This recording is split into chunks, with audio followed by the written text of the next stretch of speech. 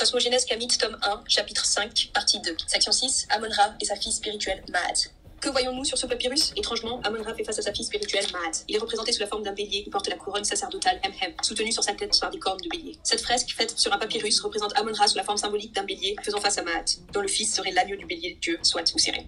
Elle est encore visible dans le petit temple d'Hathor sur le site de Der el-Médine, appelé Set Ma'at Er Imenti Wasset, soit la place de Ma'at à l'occident de Thèbes par nos ancêtres. Sur cette image, on voit Amon-Ra représenté sous les traits d'un bélier, sa forme symbolique, portant sa coiffe sacerdotale et faisant face à sa Ma'at. Ce site, dont l'apogée se situe au Nouvel Empire, 1500 à 1000 de l'époque ancienne africaine, en raison du choix fait par nos souverains de faire construire par des artisans chevronnés leur dernière demeure dans la montagne, sur la rive ouest du Nil, nous dévoile en réalité la dimension cosmologique de la pensée théologique kamite. En effet, il faut nous élever dans Nout, c'est-à-dire dans l'espace, pour comprendre pourquoi Amon-Ra fait ici face à Ma'at, car rien n'a été fait au hasard. Si nous analysons le ciel parsemé d'étoiles, nous constatons que les astronomes africains de la période antique furent les premiers à faire une découverte extraordinaire, à savoir qu'ils sont parvenus à identifier dans le ciel les 12 signes du zodiaque, dites aussi constellations, qui sont les hôtes de Nout et qui accompagnent Ré dans ses déplacements stellaires, sans oublier une myriade d'étoiles et de constellations localisées en dehors de l'écliptique, roue du zodiaque, et les deux pôles, sud et nord. Les prêtres kamites savaient pertinemment mesurer la hauteur des pyramides, évaluer les distances entre les villes, mesurer le temps qui passe, mesurer la taille de la Terre dont ils avaient perçu la forme sphérique en se basant sur l'analyse du parcours particulier de l'ombre solaire sur le sol terrestre, mais aussi sur l'évolution de l'aspect des constellations durant la nuit. Ils savaient aussi que la Terre était légèrement inclinée sur son axe orbital et droite, seulement aux deux équinoxes, 21 mars et 21 septembre. On le voit notamment sur le plafond astronomique de Dendera, où les étoiles circumpolaires ne sont pas au centre, mais légèrement décalées du centre du zodiaque stellaire. La pyramide de Khufu, dit Khéops par les Grecs, indique les équinoxes et possède une parfaite orientation, nord, sud, est, ouest. Son entrée principale est orientée vers le nord, lieu d'élévation de l'âme vers Oussiré. L'ensemble du complexe de Gizeh n'est au fond que la projection terrestre de la constellation d'Oussiré, appelée Orion aujourd'hui.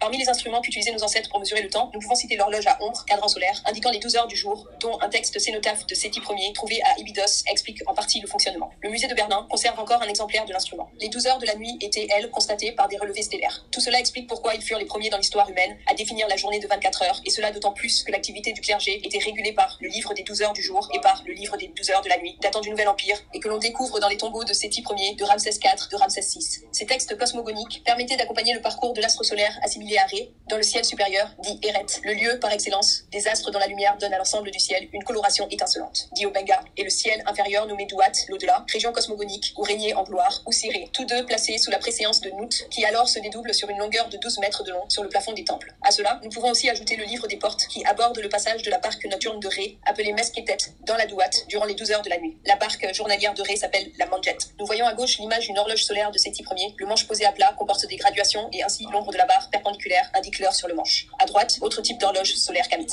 Les anciens utilisaient encore un autre instrument de mesure, le merket, que l'on peut voir sur la statue du prêtre horologue et astrologue Senti, si on s'en tient au texte autobiographique figurant sur sa statue mutilée. Senti, fils de Pen Sebek, se livrait à des prévisions favorables pour la construction de monuments et aussi annonçant à l'homme son avenir fondé sur le cours des astres. Tout cela révèle la proximité historique et scientifique des astrologues chaldéens de Babylone et des prêtres kamites. Les astrologues chaldéens étaient tous de l'aveu de Diodore de Sicile, des savants originaires de Kémet qui avaient été conduits par le roi Bélos. Nous voyons là l'image des vestiges d'une horloge solaire ayant appartenu au roi Ménéda. Aren, qui est l'origine du nom Aaron biblique, soit celui qui a un grand nom, prêtre d'Amon et beau-frère d'Amenhotep III, fut un brillant astronome kamite à la cour du roi. Nacht, chancelier et maire de Thèbes, sous la 18e dynastie, fut lui aussi un grand astronome. Genti, astronome renommé et grand prêtre kamite du temple d'Iunu durant l'Ancien Empire, occupa lui aussi la fonction d'astronome, si l'on s'en tient à la stèle de son mastaba. Nous voyons l'image encore d'un cadran solaire de l'astronome du roi Thoutmôsis III. Les astronomes kamites utilisaient encore le Bey, qui était un autre instrument de visée stellaire, visible au musée de Berlin, qui permettait d'avoir une visée précise des étoiles, d'où le terme BNIMUT pour canaviser de l'horologue, soit celui qui observe les heures. Un texte sacré fait référence aux heures dans le tombeau du pharaon Ounas en ces termes: ô responsable des étoiles horaires, Unut, qui se trouve devant Ré, préparez le chemin pour Ounas, afin qu'Ounas puisse passer dans le chemin de ronde de ceux au visage agressif. Dans le cadre des cérémonies funéraires, il était important pour les anciens que le défunt, qui devait rejoindre Ré dans le ciel et devenir lui-même un Aku,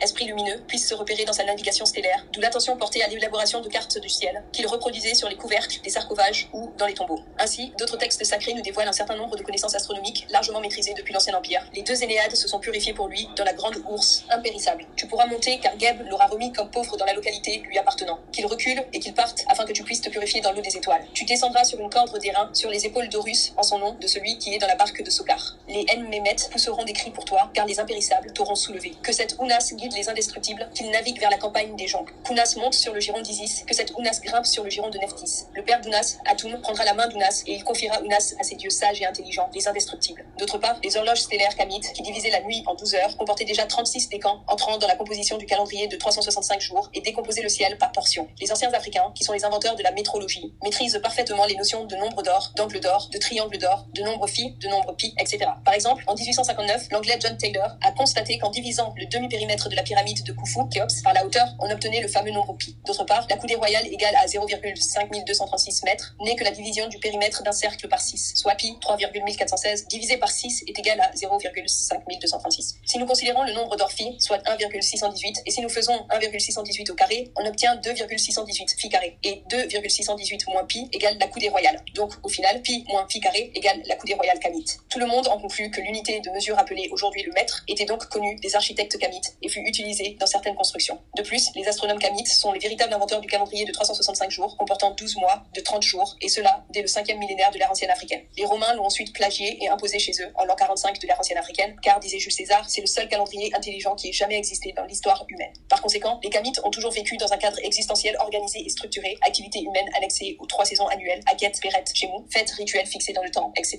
Ainsi, un texte kamite faisant l'éloge du temps nous dit ceci. Heureux jour que soit ce jour distribué en ses minutes, heureux jour que soit cette nuit distribuée en ses heures, heureux jour que soit ce mois distribué en ses quinzaines, heureux jour que soit cette année distribuée en ses mois, heureux jour que soit cette éternité distribuée en ses années, heureux jour que soit cette pérennité, que tout aille bien quand ils viendront pour toi périodiquement. Cette inscription figurant sur le temple d'Edfu, Behedet, marque l'avènement du règne d'Héru, Horus, et sa victoire sur Seth. Un autre objet demeure précieux, il s'agit de la clepsydre, inventé par le savant kamite Amenemhat, qui a vécu sous le roi Amenophis Ier. Il était un savant spécialiste dans l'astronomie, les mathématiques et la physique. Nous pouvons voir une image de la clepsydre d'Amenemhat. Amenemhat est l'inventeur de la première horloge de l'histoire humaine, ancêtre du sablier. Il s'agissait d'une horloge à eau qu'il a nommée Débet, à savoir la clepsydre. Il a créé, dit-il, ce splendide instrument en l'honneur du roi Amenophis Ier. La clepsydre est un vaste bol évasé comportant un trou à son point le plus bas, permettant ainsi l'écoulement régulier de l'eau. Ce sont les graduations à l'intérieur du bol qui indiquent le temps écoulé. 12 colonnes graduées indiquent les diverses durées des jours et des nuits dans l'année. D'autre part, nous savons encore que les anciens disposaient de complexes astronomiques assez majestueux et utilisaient des espèces de télescopes pour mieux scruter le ciel. Il est attesté qu'ils maîtrisaient, notamment sous la 18e dynastie, le procédé de fabrication du verre sur noyau, technique dite de l'induction sur noyau, encore appelée alabastron, matière vitreuse déposée dans un noyau d'argile et de sable dont elle épouse la forme. Après séchage, le noyau se rétracte et peut être ôté facilement. C'est en vérifiant probablement la pureté du verre obtenu qu'ils découvrirent ses facultés optiques. L'émail est lui attesté notamment vers 1500 de l'ère ancienne africaine. Or, c'est une substance vitreuse. Les verriers kamites ajoutaient aux œuvres artistiques en bois des incrustations de couleurs pour donner de l'éclat aux objets. Vu que l'art du verre translucide découle très sûrement de l'art de la céramique, nous pouvons donc accorder à l'Afrique la paternité des procédés. Il faut rendre hommage aux astronomes de Pharaon d'avoir distingué et identifié, dès le Moyen Empire, à en juger par les représentations du cercueil de Héni, les 5 planètes visibles à l'œil nu. D'une part, les planètes appelées inférieures ou intérieures, entre Soleil et Terre, que sont Mercure et Vénus et d'autres. Les planètes supérieures ou extérieures, au-delà de la Terre, à savoir Mars, Jupiter et Saturne. Tous ces objets ont des orbites et des vitesses différentes, Terre comprise, et donnent ainsi l'impression, vue de la Terre dont la vitesse est constante par rapport aux autres planètes, soit d'accélérer, soit de ralentir jusqu'à être stationnaire, puis de repartir. Elles décrivent ainsi une boucle imaginaire que les astrologues appellent rétrogradation. À la différence des étoiles, les planètes sont dépourvues d'une source d'énergie interne générée par des réactions nucléaires. Leur rayonnement est dû à la réflexion de la lumière de l'étoile centrale, en l'occurrence notre Soleil. Les prêtres astronomes ne s'y sont pas trompés. Cette analyse de l'astronomie kamite faite par R.S. Antelme et S. Rossini nous donne une idée de la précision des sciences stellaires mises au point par les anciens. Ils furent ainsi les premiers à nommer les 5 planètes majeures du système solaire, à savoir la planète Mercure, Sobek ou le nonchalant, la planète Vénus, Néter Doua, Aube et crépuscule, la planète Mars, Or Déchère, Héru le rouge, la planète Jupiter, Or Tatawi, Héru qui ouvre les deux terres, la planète Saturne, Or Capet, Héru taureau du ciel. Les notions de vitesse de la lumière et de distance astronomique de l'univers étaient elles aussi déjà connues en Afrique ancienne. Nous le constatons à la lecture d'un hymne émanant des jumeaux Shuti et Or et destiné à Amon-Ra, qui parcourt tous les jours l'infinité du ciel d'est en ouest. En une brève journée, tu parcours la route Watt des lieux, Iteru par millions, et centaines de milliers, Efen. C'est un instant pour toi que chaque journée, et quand elle est passée, tu te couches. Pour toi, les heures de la nuit sont accomplies pareillement car tu les as réglées pour que ne cesse point un instant ton œuvre. Tout œil voit par toi. Le disque solaire et sa lumière, son éclat, naviguent dans tout l'univers, le ciel lointain peuplé de galaxies, et parcourent en une journée, Héru, un chemin, Watt, qui représente des distances incroyables, des lieues par millions et des centaines de milliers. Une lieue représente 10,5 km, 1 million de lieues indique donc une distance de 10 500 000 km, et une centaine de milliers de lieues représente l'équivalent de 1 050 000 km. Or, la lumière solaire, dit le texte, parcourt par jour des millions et des millions de lieues, soit plusieurs millions de kilomètres. Sur ce, le professeur Théophile Obenga tient à nous faire remarquer que la lumière parcourt les 150 millions de kilomètres qui séparent le ciel de la Terre en 8 minutes 22 secondes. On sait aussi que la lumière du soleil met 5 heures pour parvenir à la plus éloignée des planètes, Pluton. Énorme distance parcourue en un clin d'œil, en un instant par la lumière du soleil. Ainsi, écrit l'hymne à Amon de Souti et de Or est l'un des très rares textes sacrés anciens à faire état de la vitesse de la lumière pour les distances cosmiques qui sont proprement astronomiques, inimaginables. C'est donc cet énorme travail d'étude du ciel, observation, calcul, périodicité des événements stellaires, mesure du temps, localisation des points vernaux, équinoxes, tropiques, accompli par les astronomes de l'Afrique noire antique, qu'a compilé l'astronome grec mais né en Égypte, Claude Ptolémée, 90 à 168, dans son œuvre intitulée L'Almageste, et qui a permis aux Arabes, puis aux Européens, alors totalement absents dans cet univers scientifique durant toute l'Antiquité, de découvrir le ciel et ses spécificités. R. Schumann Antelme et S. Rossini, auteurs de Nout, le cosmos des pharaons, reconnaissent eux-mêmes que les Grecs installés au musée d'Alexandrie, c'est-à-dire bibliothèque, ont su bénéficier de savoirs considérables accumulés au cours des millénaires par les savants égyptiens. Ainsi, les pseudo-mérites scientifiques qu'attribue l'eurocentrisme nombriliste aux plagiaires grecs relèvent, disons-le clairement, du grand banditisme intellectuel. L'égyptologue Erschwaller de Lubitsch a par exemple affirmé que toute l'architecture égyptienne prouve que les prêtres astronomes de Kémet connaissaient parfaitement la précession des équinoxes, et les équinoxes sont d'ailleurs indiqués sur les pyramides. Pour percer les lois universelles de l'astronomie, il fallait nécessairement disposer de relevés stellaires sur plusieurs centaines de siècles, ce que les Grecs n'ont jamais eu. Le calendrier égyptien de 365 jours, basé sur le lever héliaque de l'étoile Sirius et réajusté sur une période de 1460 ans, révèle le haut niveau de précision acquis par nos ancêtres dès le 5e millénaire de l'ère ancienne africaine. À propos des savoirs astronomiques des Grecs, en prenant l'exemple de Thalès de Milet, Platon n'a point omis de nous confirmer ce que tout le monde cache aujourd'hui, à savoir son initiation aux sciences de l'Afrique ancienne. Thalès, fils d'Examias de Milet, phénicien d'après Hérodote. Il porta le premier le nom de sage. En effet, il trouva que l'éclipse du soleil provient de ce que la lune lui fait écran. Il fut le premier grec à découvrir la petite bourse, les solstices et la taille ainsi que la nature du soleil. L'eau est le principe des éléments. Il reçut en Égypte l'éducation des prêtres. Ce simple témoignage de Platon nous permet d'entrevoir l'immense savoir astronomique de l'Afrique ancienne. Ainsi, ceux qui disent que Thalès a prédit l'éclipse solaire du 28 mai 585 de l'ère ancienne africaine sur la base de calculs astronomiques initiés par les Grecs devraient relire le testament de Platon sur ce sujet pour arrêter de délirer. L'historien grec Hérodote nous rapporte d'ailleurs ainsi l'intervention de Thalès. Cyaxare les redemanda. Sur son refus, la guerre s'alluma entre ces deux princes. Pendant 5 années qu'elle dura, les Mèdes et les Lydiens eurent alternativement de fréquents avantages, et la 6e, il y eut une espèce de combat nocturne, car après une fortune égale de part et d'autre, s'étant livré bataille, le jour se changea tout à coup en nuit, pendant que les deux armées en étaient aux mains. Thalès de Milet avait prédit aux Ioniens ce changement, et il en avait fixé le temps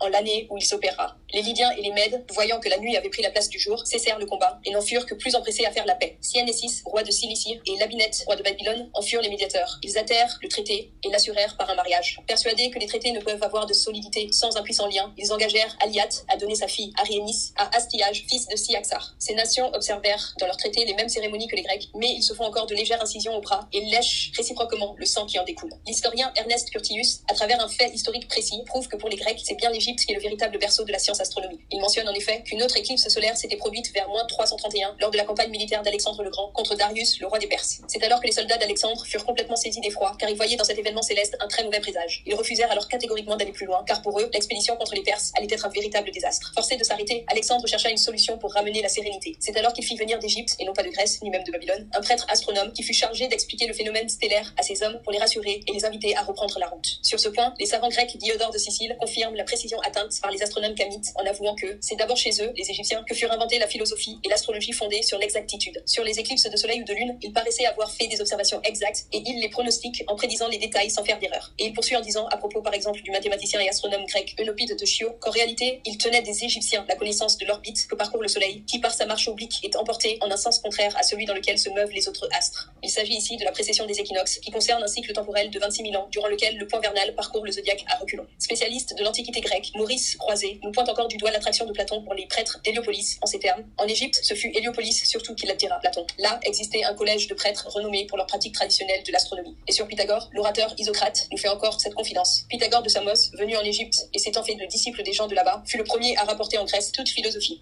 Il acquit alors une grande célébrité. Et Diodore de Sicile de confirmer que Pythagore a appris des Égyptiens sa doctrine sur la parole sacrée, la géométrie, les nombres et aussi la transmigration de l'âme. Démocrite a passé 5 ans chez eux. Il a appris bien des éléments d'astronomie. De façon analogue, Eudoxe avait pratiqué l'astrologie chez eux et livré aux Grecs bien des connaissances utiles avant d'obtenir une gloire considérable. Jean Blic, le biographe de Pythagore, n'a pas non plus caché les sources africaines des connaissances astronomiques des Grecs. Il nous les a révélées en affirmant que Pythagore s'était rendu auprès de tous les prêtres, s'instruisant auprès de chacun d'entre eux sur tout ce en quoi chacun d'eux était sage. Il passa ainsi 22 ans en Égypte dans le secret des temples, à s'adonner à l'astronomie et à la géométrie et à se faire initier, non pas superficiellement ni n'importe comment, à tous les mystères des dieux. D'autre part, confronté intellectuellement à Anaxagore et Démocrite à propos des comètes, le mathématicien grec Aristote affirma qu'elle n'était pas le résultat d'une conjonction de planètes en s'appuyant sur les travaux des prêtres kamites. De plus, les Égyptiens, eux aussi, disent qu'il y a des conjonctions de planètes, soit avec d'autres planètes, soit avec des étoiles fixes. Et pour notre part, nous avons vu 2 fois la planète Jupiter entrer en conjonction avec l'une des étoiles des Gémeaux et la cacher, sans qu'il y ait production de comètes. H. Diels souligne à son tour que les connaissances africaines qui furent enseignées aux philosophes et géomètres grecs Démocrite d'Abder,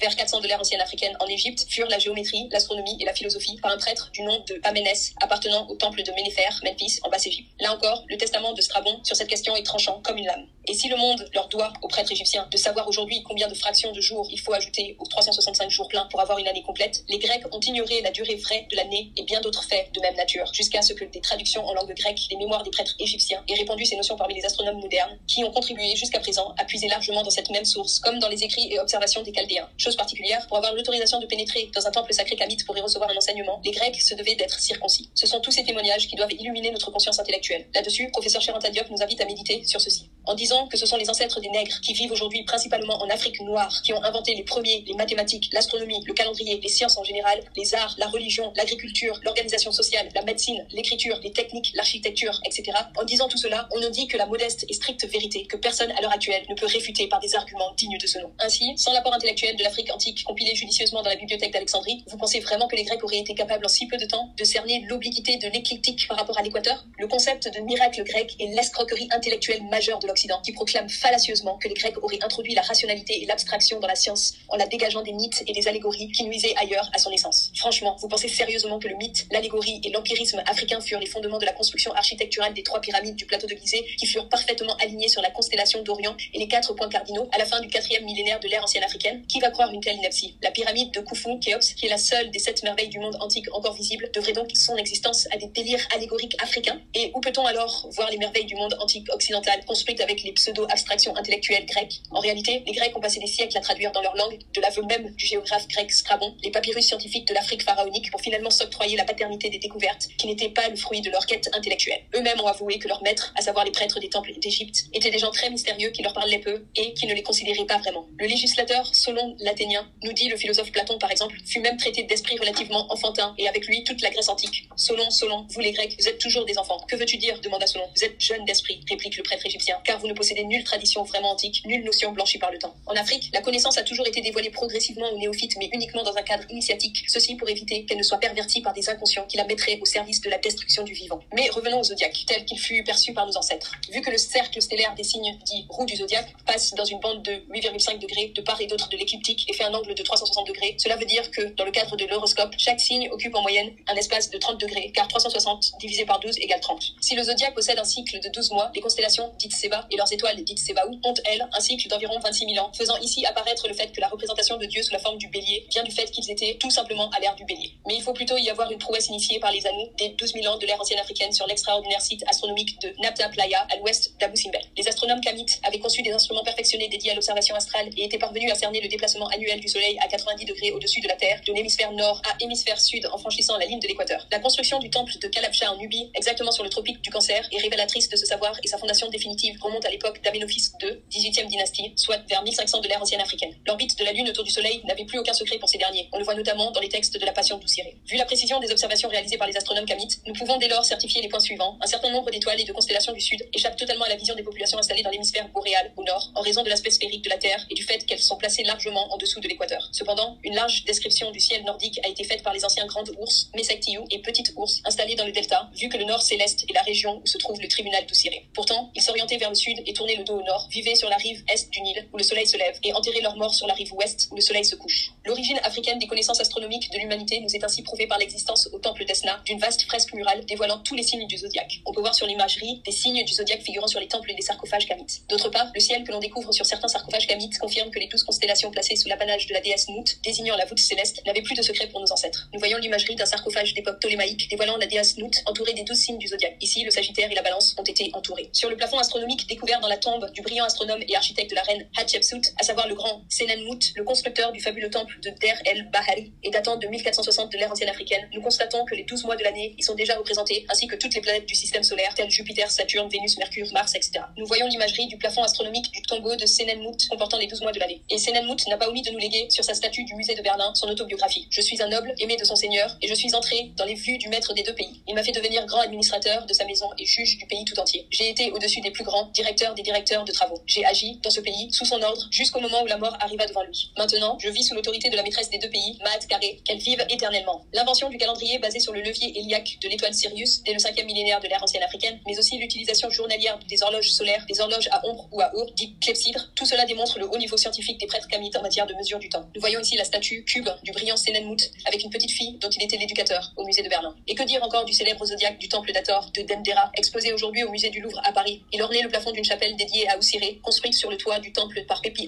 vers 2300 de l'ère ancienne africaine, puis restaurée par les Ptolémées. Voilà l'image du plafond astronomique de Dendera comportant les 12 signes zodiacaux. En plus des 12 signes zodiacaux figurant sur l'écliptique sont aussi représentés auprès de Nout dans le ciel de l'hémisphère nord. Les autres constellations connues aujourd'hui sous le nom d'Orion, Draco, Ursa Major, Cassiopée, Aquila, Ursa Minor, etc. Chose particulière, deux cercles placés près de la constellation des Poissons indiquent deux éclipses, une de lune et une autre du soleil, remontant à 52 et 51 de l'ère ancienne africaine. Cela veut donc dire que des connaissances secrètes maîtrisées autrefois seulement par les Anu, exemple lors de la construction des pyramides 3000 ans plus tôt, dans leurs écoles des mystères, ont, durant la basse époque, soit vers moins 550 à moins 30 ans, été révélées à un plus grand nombre d'initiés, d'où leur diffusion ultérieure hors d'Afrique noire. Mais revenons-en à notre fresque cosmothéologique montrant Amon-Ra faisant face à Maat, afin de saisir enfin ce que nos ancêtres ont tenté de nous indiquer. En effet, si nous nous plaçons dans l'espace stellaire au centre de la ronde des signes zodiacaux, que constatons-nous? Lorsque le soleil est dans Bélier, l'alignement Bélier-Soleil indique l'emplacement de la balance qui n'est autre que le symbole de la Maat. Sur le plan stellaire, on constate alors que la constellation du Bélier, soit Dieu, fait bien face à celle de la balance, la Maat. Ainsi, lorsque le soleil est Bélier, soit Amon-Ra égale Dieu égale la lumière solaire égale le Bélier, il éclaire la Maat, soit la vérité, justice, équité, harmonie égale la balance de la vérité. Sur un autre plan, Maat, symbole par la légèreté de sa plume, du souffle de vie éternelle, soit l'air, est uni au feu divin de l'esprit de Dieu. Les images nous montrent l'alignement Bélier-Feu, balance air, Amon-Ra-Feu, Maat air et alignement stellaire Feu air. Pour bien comprendre cela, il nous faut se rappeler que c'est l'air qui alimente et vivifie le feu. C'est donc cette même idée qui associe aussi Shu, le feu, à Tefnut, l'air, de la vision scientifico-cosmo-spirituelle des prêtres kamites du temple d'Iounu. Question de forgeron, si vous privez le feu d'air, que se passe-t-il? Le feu s'éteint. Voilà pourquoi il est dit que Amon, le feu, se nourrit de Maat, l'air, tous les jours. L'alignement Bélier-Soleil-Maat révèle tout simplement le sens caché de la fresque kamite du temple d'Hathor et surtout pourquoi le Bélier fait donc face à la Maat, chose notable sur le papyrus. Quelle est la symbolique kamite attachée aux signes zodiacaux? Il est intéressant de découvrir les divinités de l'Afrique ancienne avec lesquelles tous les kamites actuels sont de fait reliés par l'entremise de leur signe astrologique. Le Bélier symbolise Amon-Ra, vitalité, le Taureau symbolise Apis, force, fécondité, le Lion symbolise Oussiré, action, la Vierge symbolise Isis, amour, la Balance symbolise Maat, harmonie, ordre, le Scorpion symbolise Selkis, guérison, le Verseau symbolise Hapi, prospérité, les Poissons symbolisent Nephthys, compassion, le Cancer symbolise Képri, renaissance, le Capricorne symbolise Montou, protection, les Gémeaux symbolisent Chou et Tefnut, complémentarité, le Sagittaire symbolise Horus Shed, victoire. Nous poursuivrons la troisième partie avec la notion d'ère du Bélier.